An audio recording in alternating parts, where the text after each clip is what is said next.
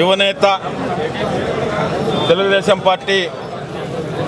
జాతీయ ప్రధాన కార్యదర్శి యువగళం పేరుతో ఈ రాష్ట్రంలో ఉన్న యువతనందరిని కూడా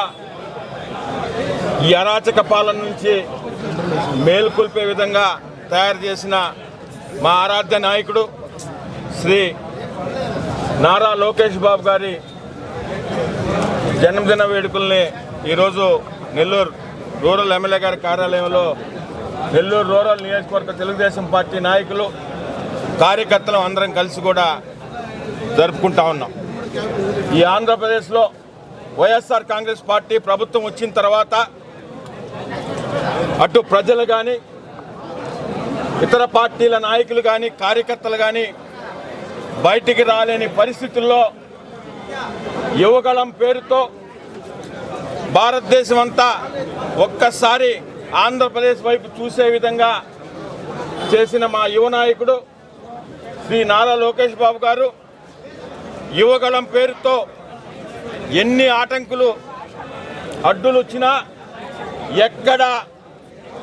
ఎవరికి భయపడకుండా వెనక్కి అడుగు వేయకుండా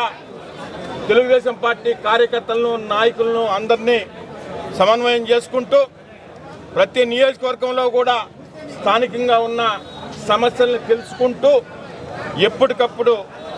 వాటికి సంబంధించిన హామీలు ఇస్తూ ఈరోజు 2024లో తెలుగుదేశం పార్టీ అధికారంలోకి రాబోతుందంటే దానికి కారణం యువగళం శ్రీ నారా లోకేష్ బాబు గారు చేపట్టిన యువగళం కూడా ఒకటని మీ అందరి ద్వారా తెలియజేస్తూ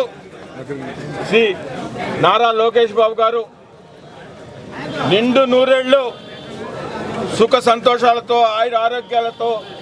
అష్టైశ్వర్యాలతో ఉండాలని ఈ ఆంధ్రప్రదేశ్ రాష్ట్రంలో భవిష్యత్తులో ఈ ఆంధ్రప్రదేశ్ ముఖ్యమంత్రిగా 30-35 సంవత్సరాలు ఉండి ఈ ఆంధ్రప్రదేశ్ని భారతదేశంలోనే నెంబర్ 1గా చేసేదానికి ఆయనకి ఆ దేవుడు ఆశీర్వదించాలని మనస్ఫూర్తిగా కోరుకుంటున్నాను.